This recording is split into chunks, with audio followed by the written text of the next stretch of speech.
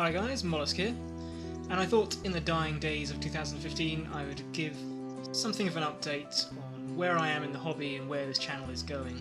I noticed we've had a few more subscribers trickling in recently. Welcome to the herd, Umio Kase Tukasa.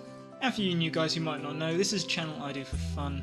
I don't get paid, and I certainly don't have the time, but I like doing it. I find the process of going back through the battle reports and finding out what went wrong most of the time, but occasionally what was a good idea. It will speed up the learning curve and hopefully improve my game. I hope I've been improving. And so this channel is really just a thing for me to document my journey. When I first got into this hobby, I liked watching other people's journeys. It got me excited for the games and made me motivated to paint and actually go out and play, and I wondered if I could help support that community by putting up my own content. And it's been successful beyond my wildest dreams. Too successful in fact. And don't get me wrong, getting subscriptions is a lovely feeling. Thank you very much guys and girls. But it only takes a small nudge to get my ego rolling, and then it's off on a trip of destruction and heartbreak, and we don't want that. So let's try to make this about quality rather than quantity. So if you click the subscribe button on an impulse, and have now realised, nope, this stuff is not going to get any better, and this guy is going to continue to waffle pompous garbage at you, but you've been hesitant to unsubscribe because, I don't know, you're a nice person, and you don't want to hurt my feelings, in all honesty, don't worry about it. Sprinkling that subscription box, and I wish you all the best. For those of you that are still along for the ride, the first rule about Mollusk Channel is we don't talk about Mollusk Channel. Let's keep things elite. So, the content on this channel is rarely well planned and even less frequently well delivered. And basically whatever games I'm playing are the games I put up on to YouTube. And the games I'm playing are whatever games I can get. And in that regard I tend to be at the mercy of whoever wants to play me, and whether we can make it to the same room at the same time on the same day, and that's harder than you think sometimes. I can't know the future, and I'm sure if I commit to saying something now, Swords Law means that things will turn out completely different. But basically how things are looking at the moment is that the majority of content on this channel is likely to be Malifaux, interspersed with some 9th Age, and with the occasional 40k game here and there. So think on that and decide whether or not the channel is still for you.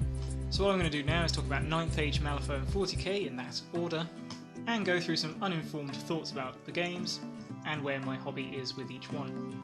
So 9th Age, it's come roaring onto our screens, hot out of the forge, with some great content from Once Bitten, the Sustainable Centre, and especially Doom and Darkness recently. I loved 8th edition, and I probably should have had some counselling when it died, and I actually think 9th Age has put the final nail in its coffin, because it looks really good, and I really do want to get the goats on the table and try it out. But I realise I've been saying that for a while now, and yet, where are the goods, Mollusk? Where are the goods? But I came expecting such a question, and I've got some excuses which I think you'll find compelling. Number one, it's all my friends' fault. Okay, that might be a bit of a lie. But basically, I've only got a limited number of friends that play this game, or that played 8th anyway, and it's hard enough to find the time to meet up.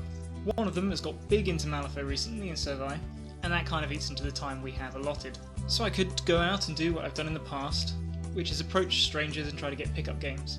But to be honest guys, that's a lot of effort, and I've done it quite a bit over the last couple of years. And I have put a post on the Facebook of the Darksphere fantasy group. Didn't get any takers, and I haven't done anything since, but it's just hard to get motivated to go through all that again. Obviously the main thing that's sapping my motivation a bit is Malifaux, and we'll talk about that a little bit later. But for now, kids, if you want to enjoy your Warhammer, don't play Malifaux. In all honesty, it's really hard to go back.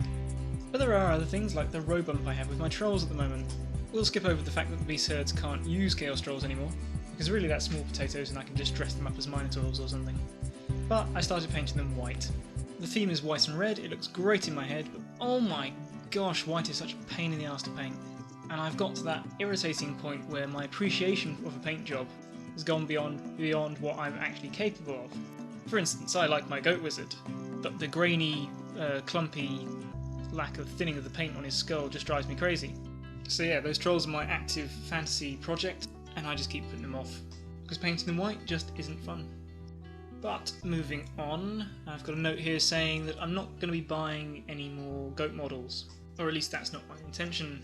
I've got my trolls and probably about another 60 goats to paint. Oh, and a Jabberslide, which I also want to paint white. But basically I don't need any more goats. I'm up to my ears in goats. And I'm actually quite looking forward to drawing the line under the army. Some people have mentioned the need for new models to keep 9th Age fresh and interesting, and they're right, but it's not something I need from the game. And whilst I'm thinking about it, the issue with standardising those models because there'll be no official producer. My own small opinion is just not worth it. Different companies will produce new cool models. Maybe that sparks the Ninth Age committee's ideas for a new unit type, or maybe that sparks the hobbyists' idea for a new conversion or proxy to stand in for one of these new unit types. And I think that support of creativity is a great thing, and I wouldn't want to see it restricted by some nerd's anal retentiveness. It should look in some way like what it's supposed to, because in the heat of the game, you can just forget what things are, especially if they're unfamiliar, and you wouldn't want to win because your opponent thought your Ungor chief was a demon prince. But say a new model came out for the Beastmen called the Breast Octopus, the terrifying Breast Octopus of Drakwield, then a note in its stats entry should say something like, this model should be modelled with breasts, tentacles and wings, and be mounted on a 50mm base. Then you've got all the room for creativity, encourage a bit of conversion work, which we all like, and it'll probably have a degree of consistency that we'll all get used to when they're OP as fuck, and people are running them in hordes of 60. I'm rambling now, so I'll keep going. I don't think whether or not there's new models being produced for Ninth Age has really any bearing on whether or not new players will be joining, and I can't remember if anyone's said that, but I'm going to pretend they have. The main thing as far as I can see is the fact that to start playing the game at the scale it's designed for, you have to buy, assemble and paint 100 or so models. And if I may quote Kimberly Wilkins, ain't nobody got time for that. If the game could be played in under an hour, with one or at most 2 boxes of models per side, and with a somewhat concise rule set, then there's a world of youngsters out there who are itching to join us. I gotta say the new Ninth Age rules are looking good in terms of length and clarity, and I wonder if maybe just taking out the magic phase for a 150-200 point game would perhaps do the trick. Maybe that is something I should trial. As to let you know how things are going with my fiance's Vampire Counts army, we've got a unit of skeletons, ghouls and hexwraiths done. And when I say we, it's all her, which makes me just obscenely proud. But I think that's about all I wanted to say about Ninth Age. So let's head on into Malifaux. And yeah, the crew is growing a bit out of control. So that's my collection as it stands, it's barely fitting on the plinth anymore. I've got to say guys, I'm loving this game. We've probably all watched Vince Venturella's psychographic profiling of Wargamers video, and I am a Johnny through and through. And what a Johnny needs, Malifaux provides. It's like chess sexed up with poker, in a steampunk Wild West setting written by H.P. Lovecraft.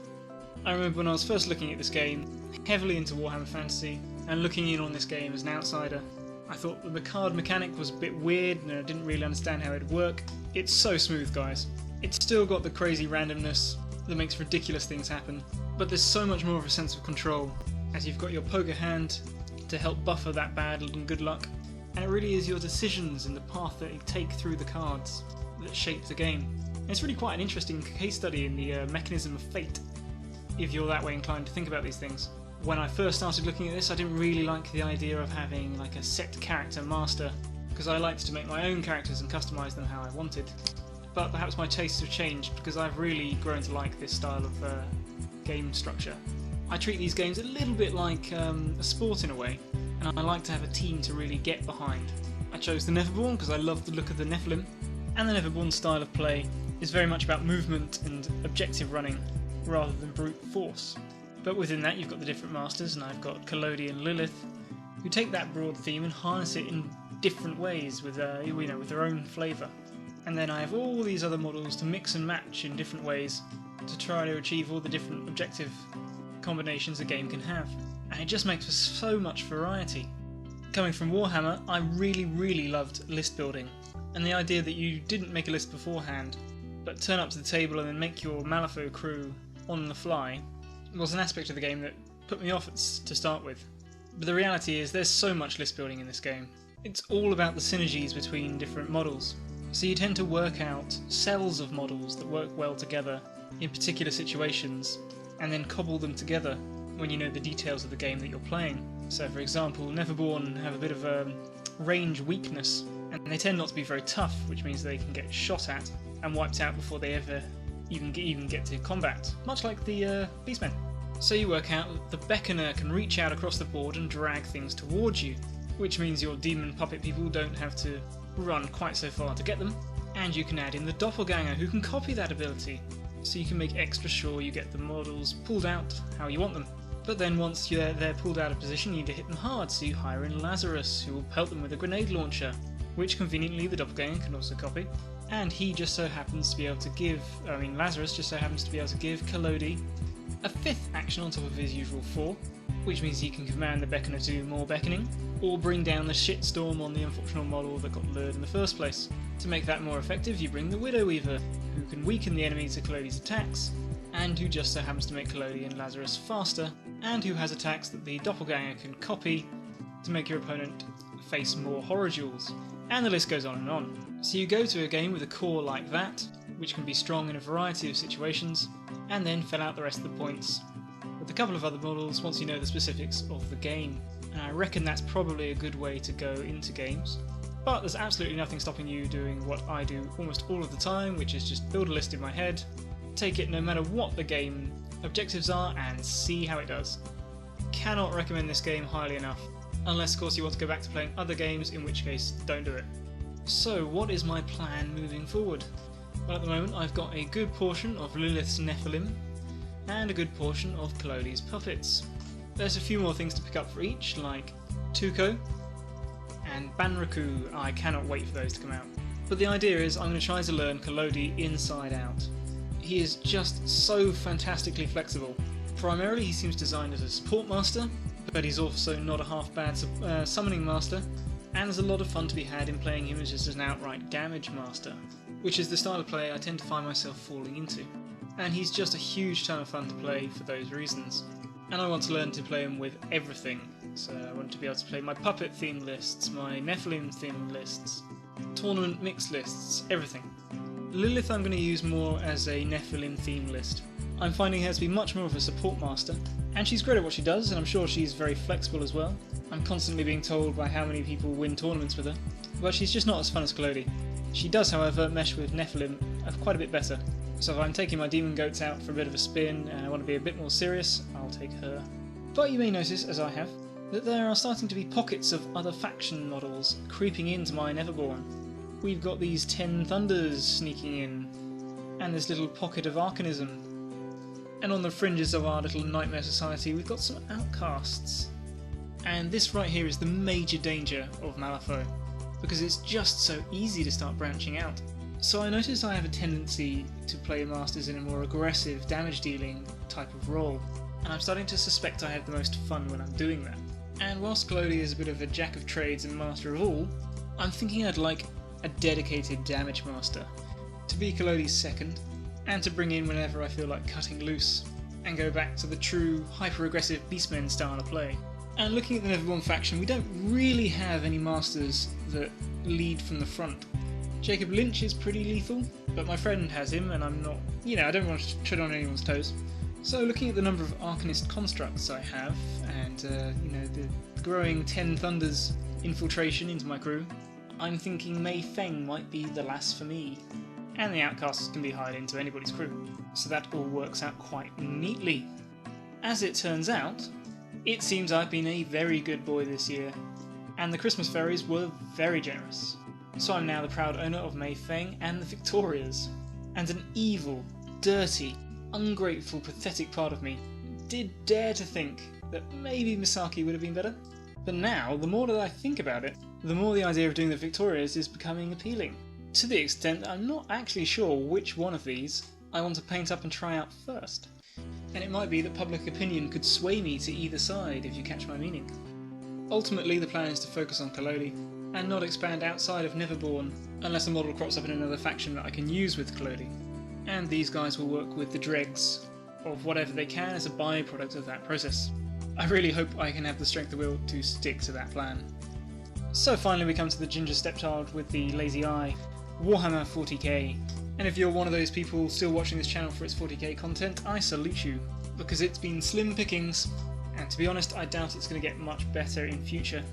Although I do seem set to have a match against Tigress's Imperial forces at some point in the near future, and I also identified another 40k player at work by wearing a Space Wolf t-shirt. Top tip for finding new opponents: wear GW merchandise with obscure symbols. So there is that to look forward to, I guess. But yeah, essentially 40k is a very fun game, and I'm still a big fan of the universe and the backstory, although I engage with it a lot less now than I used to. but Malifaux and Ninth Age offer me more in terms of gameplay that I'm looking for. I thought Games Workshop were going in the right direction with the release of the Dark Eldar book and then the Homunculus Covens. That was great. But since then, with the Necrons, Eldar and Skitarii and whatever else, things have gotten just a little bit too crazy for me. And I'm not interested in keeping up with the arms race and trying to stay competitive, etc. So the Dark Eldar are going to be something I do for fun and theme, and I don't really plan to expand my collection any further. Having said that, I really do want to do a Homunculus theme, and I don't have any grotesques and I don't have enough racks, which makes things problematic. So the plan is to convert and magnetise my fantasy chaos trolls in such a way that they can double as grotesques and trolls or minotaurs in Ninth Age, and save me a ton of money and time all in one. But racks, I think I might have to bite the bullet at some point and pick up a couple more boxes, which is really annoying because I don't want to spend that money and then the time painting those things that I'm just not going to play very often. I'll do it eventually, but it's going to be a case of playing with what I've got for now. That's where I am at the end of 2015. It's been a fantastic year all round, and I'm looking forward to the wonders that await me in 2016. I wish you all the best for the year ahead. May your winning streaks grow long, and may your defeats be accompanied by good whiskey. Take care.